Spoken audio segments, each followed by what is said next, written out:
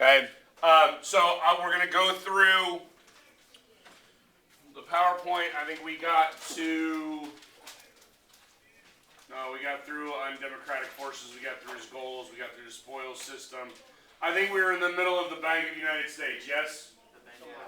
Somewhere in this general vicinity.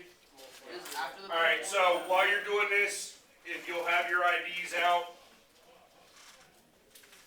okay, and I'll try to do like multiple things all at the same time. So again, Jackson is trying to kill the Bank of the United States. Okay, he sees it as being an anti-democratic force. He sees it as being problematic as it pertains to the economic well-being of the United States. He is far more Jeffersonian in his economic ideology. Do we understand what that means? As opposed to a Hamilton-esque? No more debt. Yeah. Correct. The dude does not like debt. He does not like sort of wealthy elitism. He sees wealthy elitism as being a detriment to the nation. He's going to do things actively aimed at trying to like eliminate or limit that debt opportunity. All right. So this stems from a variety of factors. Okay. But ultimately, it's more of that common man ideology that we're really looking at that matters most. Did I get everybody? Yes, wonderful. All right, so what I really want you to understand, or what I want you to get, I want you to understand how the man is going to kill the Bank of the United States. That's probably what is going to matter most significantly, right? He is going to kill the Bank of the United States by essentially withdrawing all money from the Bank of the United States and putting it elsewhere, because he can do that. Right? He can do that. Don't you need like 2/3 of the vote? No. He just executive order? So once government, so Congress was only spending the money, right? And what that really means is when you look at like the government aspects behind this, right? Congress is going to pass legislation saying, look, this group gets X number of dollars in the budget, this agency gets X number of dollars in the budget, this agency gets X number of dollars in the budget, right? Then at that point, the President of the United States, because he's the head of the executive branch, he's actually controlling all those agencies, he can spend it how he wants. And so if he wants to pull all of that money that he's been allocated out of a national bank and put it into different institutions, which is what he does. He puts them into what we call his little pet banks, right? Right? So he's going to put them into pet banks, which are basically like state-run banks that are far less elitist. I need you to understand, this is an anti-elitist ideology. Okay? That is the key component that we're talking about here. Anti-elitism. A significant amount of Andrew Jackson's behaviors are because he does not like and does not trust those people who are statist in the United States.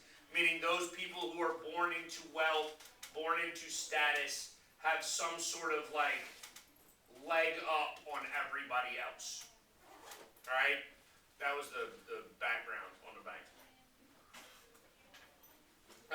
The Congress is actually in favor of the bank. Congress is going to try to continue the second bank of the United States, right? And Nicholas Bidle is the president of the second bank of the United States. He becomes wildly political. I mean, look, maybe in part just to save his own job, right? But also because anybody running that institution is sort of elitist, and you're going to benefit from maintaining the status quo. Congress passes a bill that's going to recharter the bank, meaning it's going to extend the life of the bank. Jackson vetoes it. Okay? Alright, he's going to veto that, and ultimately that's what kills the second bank of the United States. Okay? Like, officially. Alright, Bidle is actually going to spend a significant amount of money later on campaigning against Andrew Jackson, because you don't like Andrew Jackson. we're trying to remove Jacksonian democracy from the ideology of the United States. All right. Now, this is going to get into a little bit of the economics that we're really going to cover next week, but I'm going to cover this because it really is political. Okay? So it is both economic and political. We remember what tariffs are, yes? They are taxes on imports, yes? Yes. Why do we tax imports?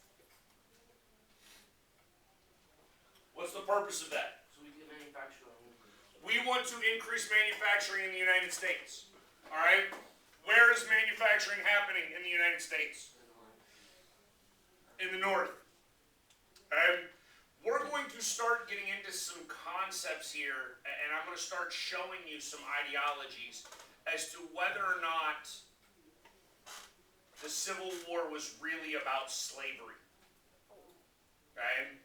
And rather was the Civil War about broader economics. Slavery is a part of that economics. Okay? Anybody that tells you the Civil War was not about slavery is an idiot. Okay? It had to have at least somewhat been about slavery. Right? All these people that run around and tell you this, well, we'll get to all this. They tell you the Civil War was about states' rights. Yeah, a state's right to do what? Slavery. Have slavery. No, that's what it was. Okay? Just realize that. But here's the thing. When we pass this tariff, right, and this is the tariff of 1828, and the tariffs are aimed at protectionism for American industry, and specifically the textile industry, because that's the first industry that we have. And again, we'll go over what textiles are next week in more depth when we get into the economics of this unit. Okay? But what you need to understand is that our country, economically at least, has already split into two.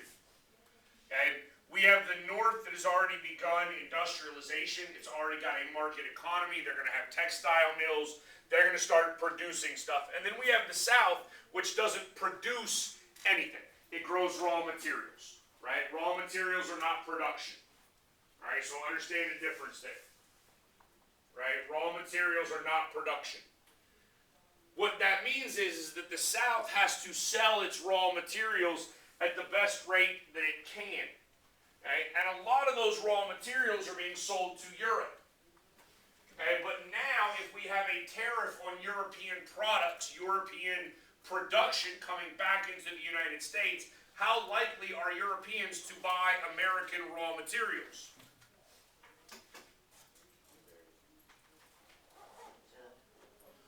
Would you buy the raw materials from America if you turned around and could not sell your product in America? No. Okay? So we end up with our second, not our first, our second nullification crisis in the United States. And what is nullification?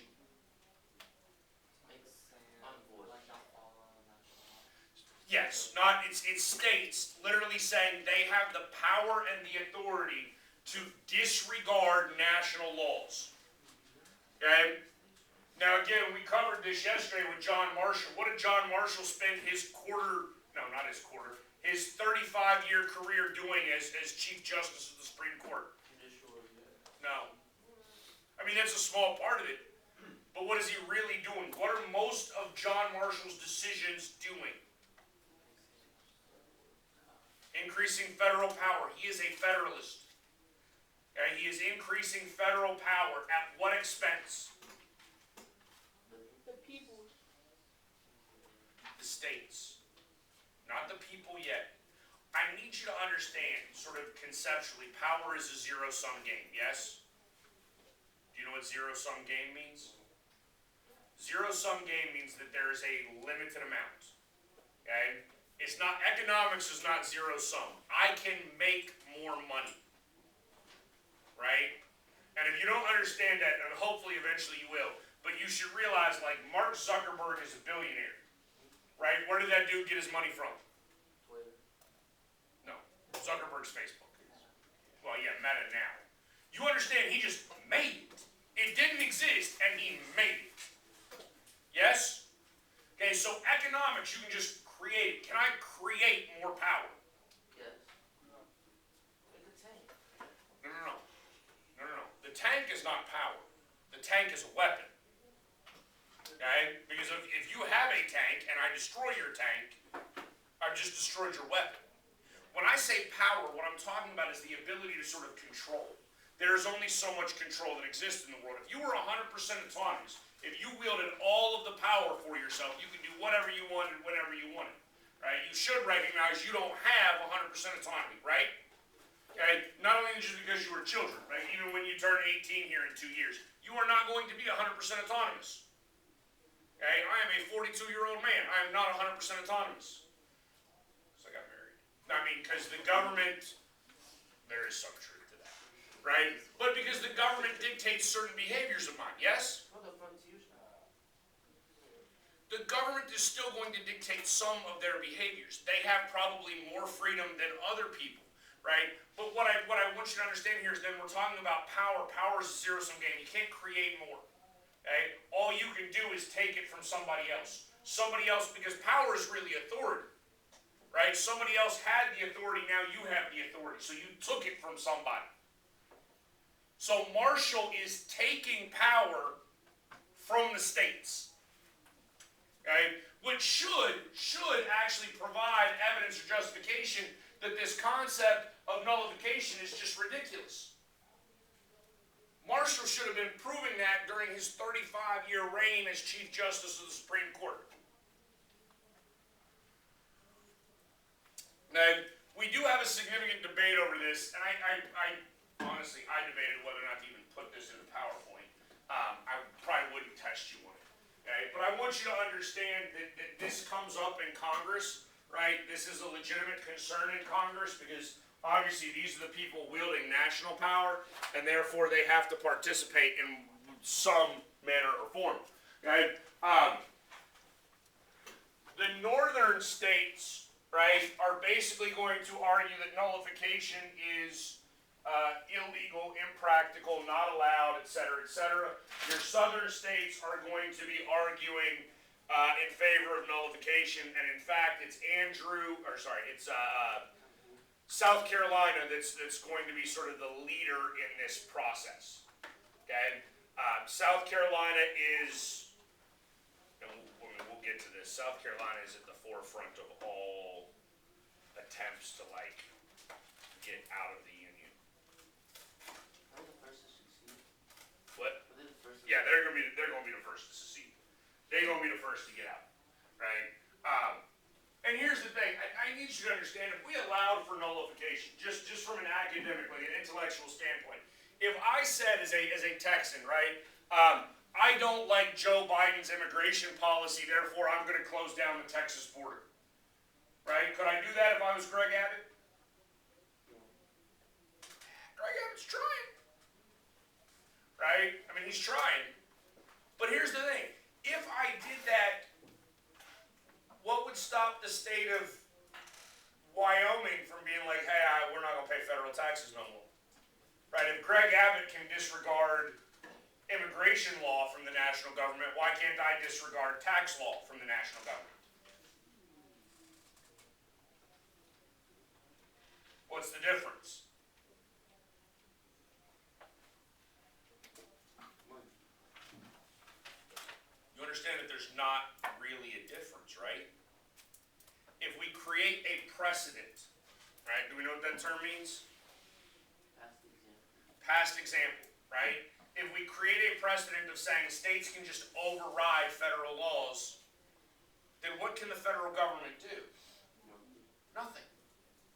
States would have complete authority or control. And so, South Carolina, already, we are now, and again, so the first one was the tariff of 1828, then we got the tariff of 1832, right? We're trying to ease tensions with 1832 in lowering that tax, but the reality is it still exists, and South Carolina is still really not happy about it. They're already beginning the process of threatening secession. So again, if we go back and look, right, we know the North wants out, or specifically like Massachusetts, Connecticut, Rhode Island, New Hampshire, Maine. Yeah? They want out when?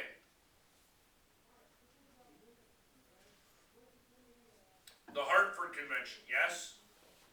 That's 1815. Okay? They want out in 1815. Now, we're 15 years down the road, now South Carolina want out. And there's a lot of tension that is building, and it's only going to get worse. All right. Ultimately, what happens here, right? South Carolina actually adopts like a nullification ordinance. Andrew Jackson, by the way, just so we're clear, he's in here somewhere, but I don't think we got to him yet. Do we know who John C. Calhoun is? He just did. South Carolina. He's the Vice President of the United States, who is a South Carolinian. Was basically telling South Carolina, like, yo, shh, do it. And I don't know if y'all saw it in the documentary, chat. It gets so bad that at one point, like, Jackson, I mean, he doesn't come right out and say it, but there's like a state dinner, right? So like a formal White House dinner, like a whole bunch of important people are there, right? The president is there, the vice president is there, Secretary of State's there, yada, yada, yada, right? Jackson stands up to give a toast, right? And basically looks John C. Calhoun dead in the eyes and threatens his life. Oh yeah, you told us about that. Like I will end you.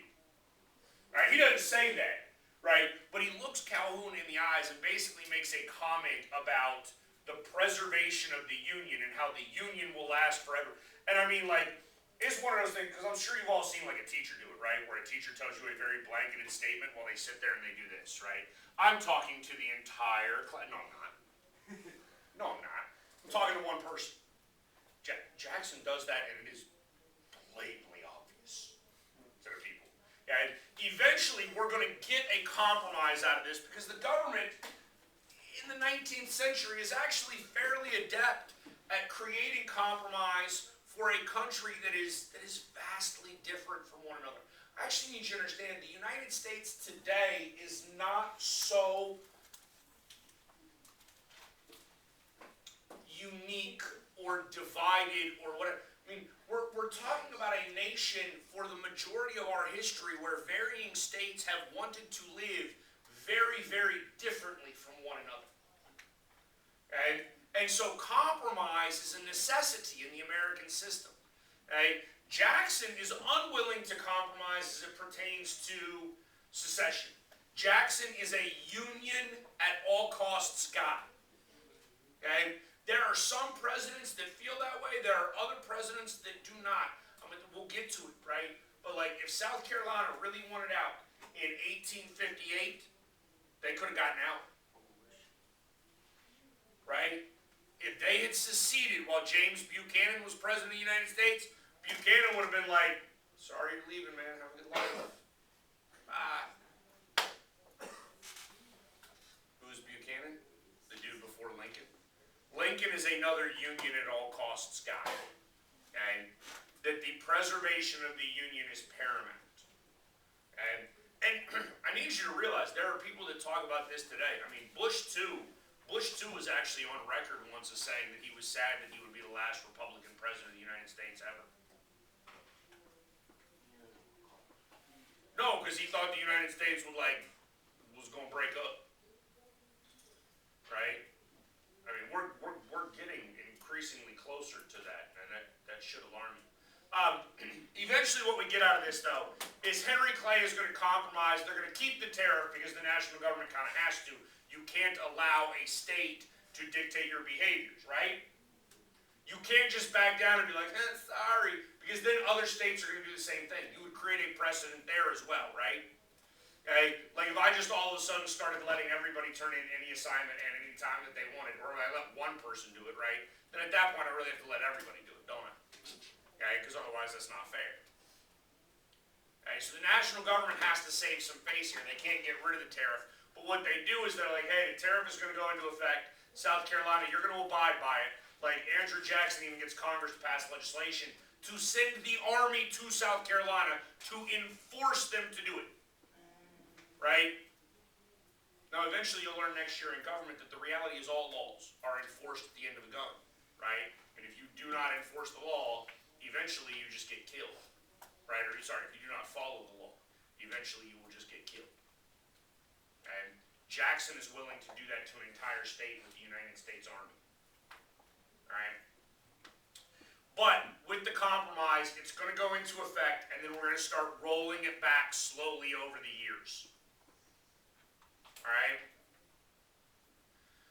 Indian removal, hopefully I can speed through this, because we covered the Trail of Tears when we covered our Native Americans, yes? Okay. I do need you to understand that Congress is on board with Andrew Jackson. Not overwhelmingly, but they are. They're on board with him. Okay. The Indian Removal Act is an act. Do we know what act means? It's a law passed by Congress, right? It is legislation actually passed by Congress. Okay. We are going to go into southern states. Okay, no, it's not just southern states. We think about the Trail of Tears as being the South because of the Cherokee out of like Georgia, predominantly Georgia, but the Cherokee were like all through here in the southern Appalachian region, right? I mean, there's literally a town in North Carolina in the mountains called Cherokee where my brother-in-law used to work, right? But it's this area. They're going to get moved over to Oklahoma. Yes, okay. It is not just them. There's obviously a number of Indian nations that try to resist, right? So like the Fox Indians, for instance, those are some of our northern examples where they were up in like Illinois, Indiana. They get removed as well.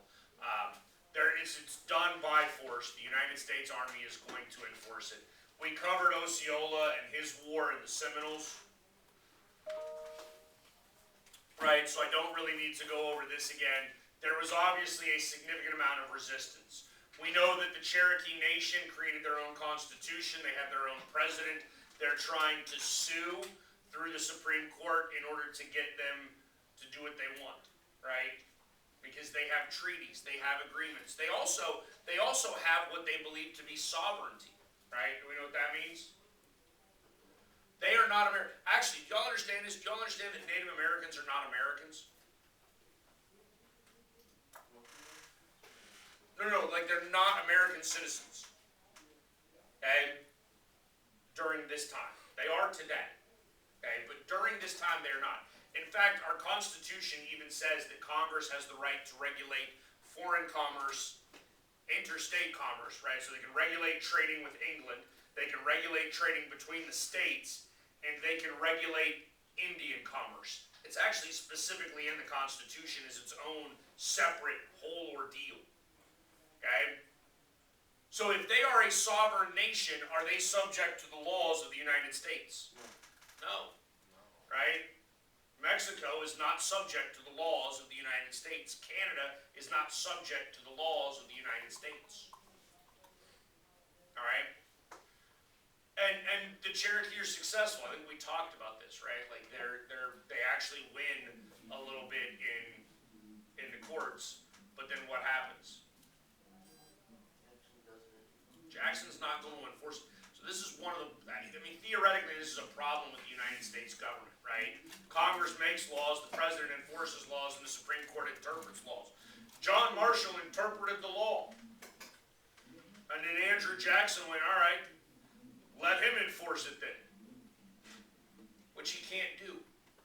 I mean, it's essentially asking you and what army? Like, this army? My army? My army that's forcing them down the Trail of Tears, right? And moving them this 800 miles or whatever it is from essentially Atlanta to Oklahoma, right?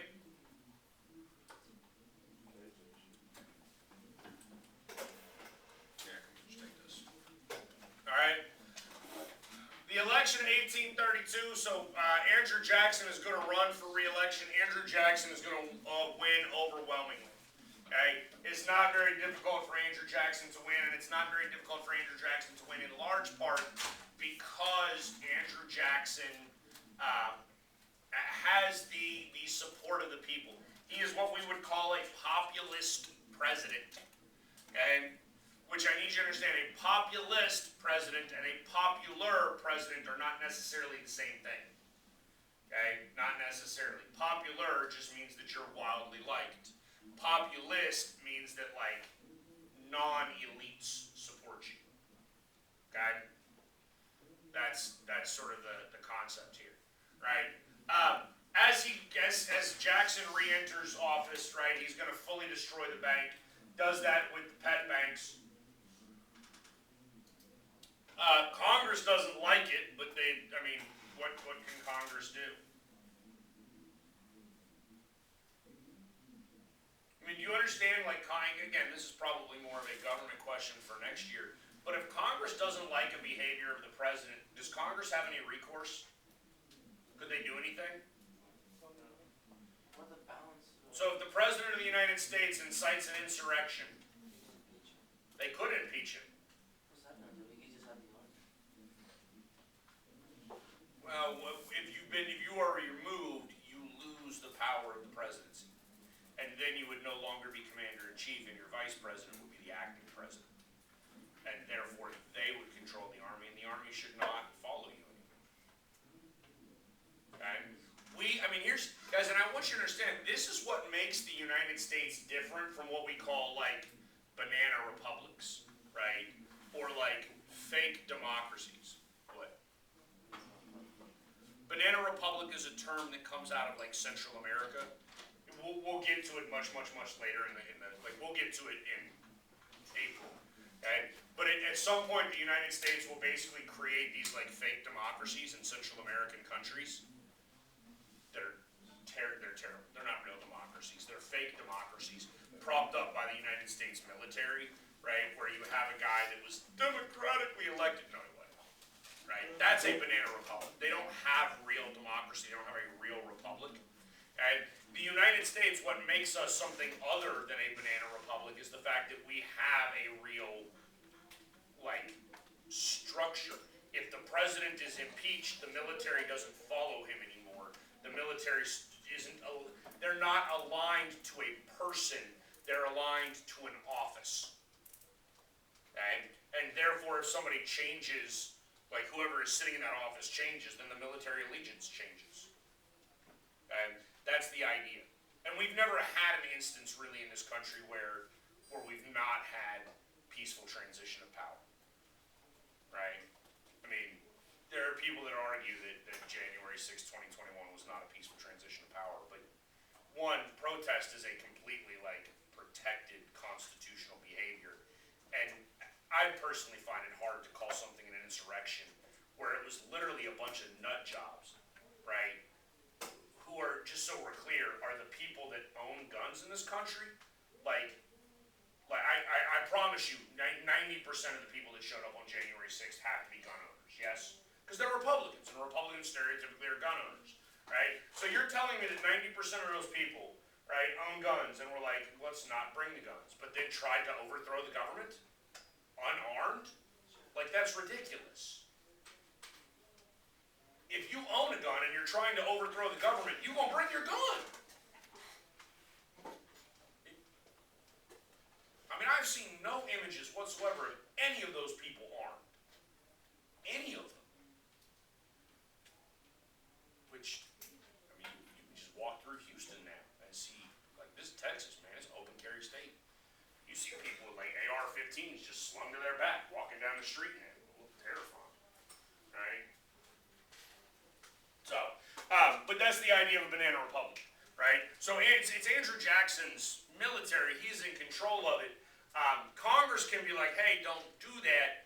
But if they don't, and here's the other thing, and it's on here. Congress censures people from time to time. Do you know what that means? It's like a formal, you've been naughty statement. Like, whoop-de-flippin'-do. Congress censors each other all the time. It doesn't mean anything. Right? It's ridiculous. Okay? Alright. We do need to cover this. This becomes important because we're going to actually, and we'll get to it, in 1837 we're going to enter into an economic depression. We're going to have another panic in 1837 where the economy is going to take a dive here, right? But one of the things I need you to understand is as all of this is going on with the banks, and there's a lot of turmoil and a lot of uncertainty, I need you to realize that economic uncertainty is bad. Okay?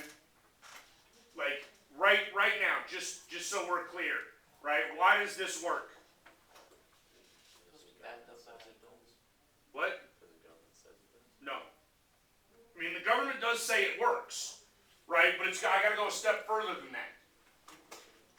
There you go, right? The two people that are engaged in the economic transaction, right? So if I go to McDonald's and I hand them some of this and they hand me a burger, right? Both of us are agreeing that this has value, okay?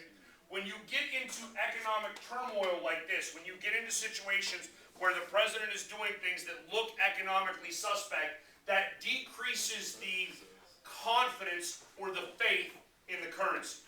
That's really what you have to have, right? That idea of confidence or faith. If you lose faith in this, and just so you understand, do you know what this actually is? You know what this is? It's not even paper, it's cotton. It's denim. It's basically like jeans.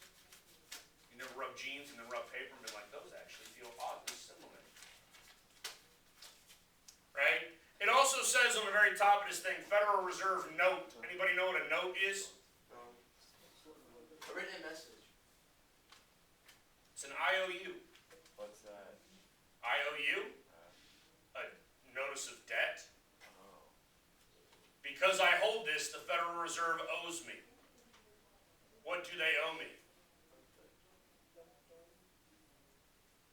Nothing. Now. They used to owe me gold or silver for this. Now they owe me nothing. How does that work? Well, they just decided that it was no longer worth gold and silver. We don't really have much of a choice. But doesn't gold and silver have worth? Yes. Which is why we took it away from money. That way we could just make more money and not have to worry about it being equal in value to gold and silver. Because I can't just, I mean literally, y'all understand, I can turn on a printing press right now and make $10 trillion, like today. Today. Right? I can just print out $10 trillion and now the US government has $10 trillion. Right? Can I just, like, print 10 billion or 10 trillion in gold? No. Okay? Isn't that caused inflation or something? Well, yes. That's, I mean, we have significant inflation in the United States.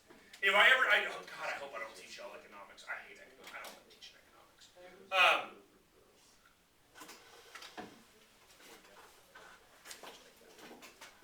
I don't actually like teaching economics. But one of the things that you should understand economically, right, is, y'all know what the minimum wage is today? It's like $7.45. $7.25. Do you know what the minimum wage was in like 1970? It wasn't. There was a minimum wage. It was like $1.45. Okay? It was like $1.45. But here's the thing, in 1970, that was 1.45 ounces of silver. Right? 1.45 ounces of silver. Do you know what 1.45 ounces of silver is worth today? Oh God, no. Like 175. You're actually fairly close. Right? It's like $32, $33. I do. Right? That was my guess. If we had a $33 an hour minimum wage, We'd all be rich. that'd be fine, wouldn't it? Yeah. Well, I mean, actually, everything would be more expensive. No, not necessarily, because you wouldn't have seen like artificial rising in prices. Like, do you know what a college degree cost in 1970? Didn't she say like $2,000? $1,000. Dang, Caleb, you're off the mark today. Right?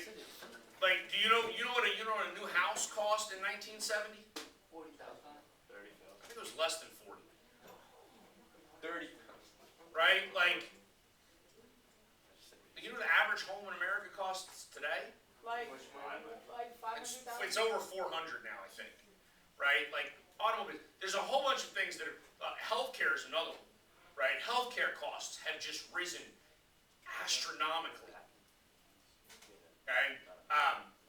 But a lot of that is a result of governmental behavior, governmental action. I do need you to understand this word right here. Right? So, specie. And I'll be honest with you, I wouldn't count that as a vocab term. I would define that for you on the test if you don't remember. All it means is coins. Okay?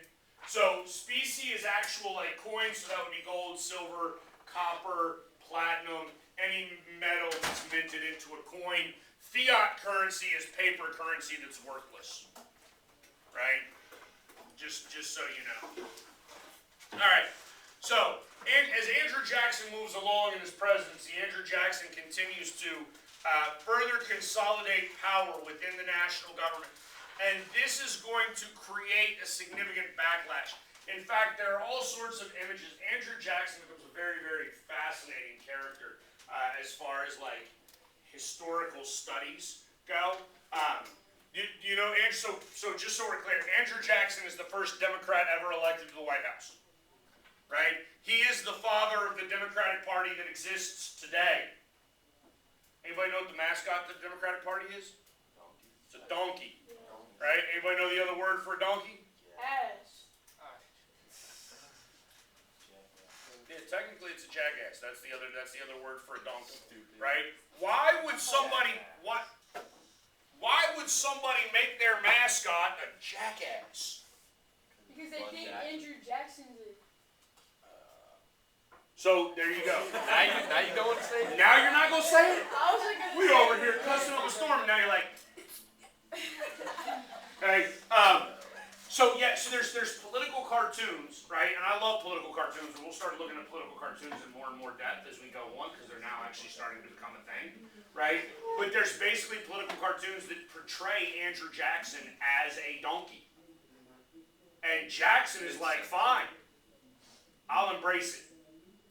Right? Why do you think I'm a donkey? Because, and by the way, do we understand like domestically, like domesticated animal wise, what are donkeys? They're basically inferior horses. You understand that? Horses are like beautiful, wonderful, majestic animals. Donkeys are like their like red-headed step cousin. I have a red-headed cousin. Why they gotta be red-headed? I'm just being mean there. My But cousin's like red-headed. you understand, like the donkey is the animal that people who couldn't afford a horse would have. I like donkeys, they're funny. Right? So Andrew Jackson is the president for who? the donkey. The donkeys, the people that couldn't afford the horses. Right? There's also all kinds of political cartoons like that show him as King Andrew. They refer to him as King Andrew. Wild. Right? Because and I need you to realize this, the rationale behind, like, this is important. Andrew Jackson drastically changed the office of the presidency. He increases presidential power significantly. He overrides Congress regularly. He disregards John Marshall's ruling with the Supreme Court. He is engaged in a number of behaviors that are consolidating power. And again, we talked about this a minute ago, right? There's only so much power, yes? Yes. We created a political system in which the power was shared. Congress gets some, the president gets some, the Supreme Court gets some. And Andrew Johnson is over here just picking at the other two and consolidating power in the executive branch. Sorry, Andrew Jackson. Andrew Johnson, we'll get to him. He's the first president impeached. He was vice president when Lincoln was shot. Right? In 1836, Martin Van Buren is going to take over. Van Buren was basically Jackson's right-hand man.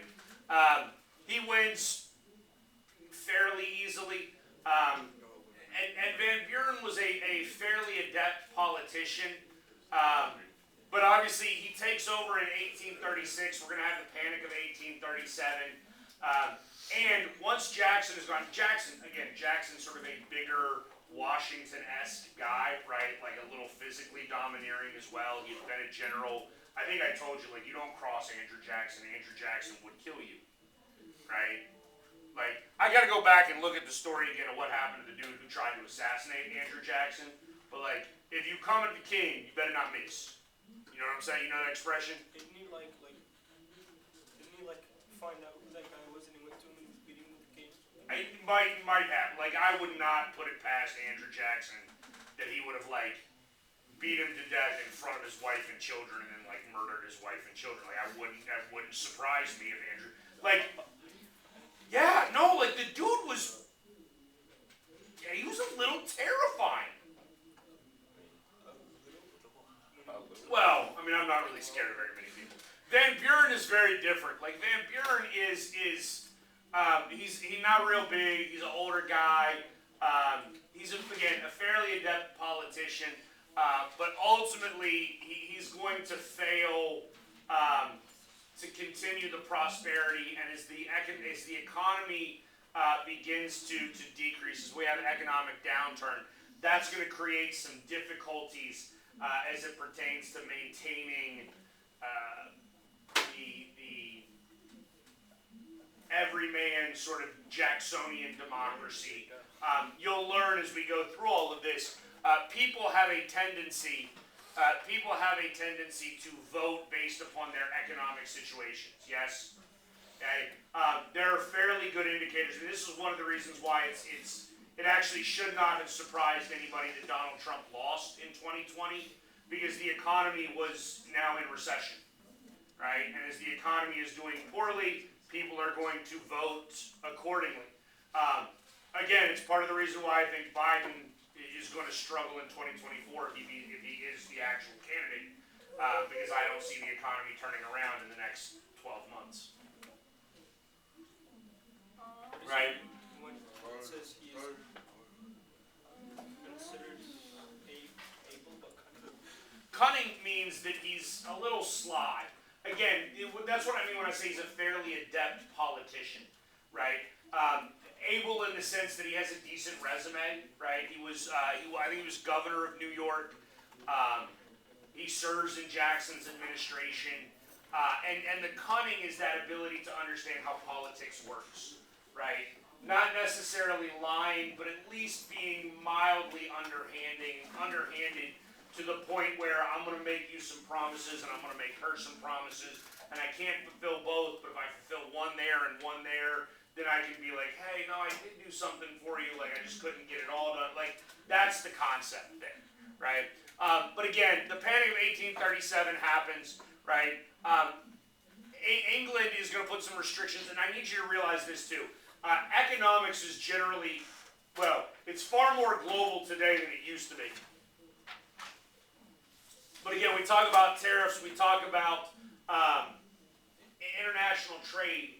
As we get into the latter half of the 19th century and into the 20th century and then into today, we really do have a global economy, right? I don't know if y'all learned this in world history, but like England undergoes its industrial revolution in the early 19th century, right? Meaning that they are industrialized now, all right? That means that they are a manufacturing hub, they're producing a whole bunch of stuff. That means that they're producing things and then have to sell them elsewhere, right? And so as England then has problems with loans and they're slowing down economically, countries that are trading with England, they're going to have problems with that as well, right? Fiat currency becomes a problem, right? Because again, the species is very limited, right? Or the species, sorry, I wouldn't put it in, that's actually plural. Species is plural, right? But it's limited. Again, I can just print more paper currency. I cannot print more coins, okay? So Van Buren, again, is going to pretty much lose his presidency as a result of the economic turmoil, right? So he runs again, and he runs against a guy named William Henry Harrison, who I love talking about because William Henry Harrison is so fun, right? That dude was a general. You actually saw him in a previous something or other. I forget exactly what it was. Oh, the War of 1812, right? That little video with the War of 1812, because he was fighting Native Americans in like Indiana in 1811, right? That means that dude is like a full-grown man in 1811. He's gonna become president in 1840, right? And he's another military dude, like a man's man, right? You know what manly men do? They don't wear coats, because coats are for sissy boys. This guy, so I love because this is so hysterical to me, right? This dude shows up like to his little ceremony, like you gonna be president of the United States. It's March in Washington, D.C., and we have like a freezing rainstorm, and that dude is not going to wear a coat, and he going to give himself a good 3-hour-long speech about how great he is and what he going to do for the country, right? And he's also old as dirt, so what happens? He catches pneumonia and dies. Done. That dude lasts as president of the United States for 30 days. Hey, like, the by far shortest presidency in American history, and it really, dude lasts a month. I don't know what kind of president he would have been, honestly. It would be interesting to see. But I think part of the reason that they picked him is because he campaigned well, right? And again, Jackson is changing that, and campaigning is now a very specific function of obtaining the White House. All right, so we're done.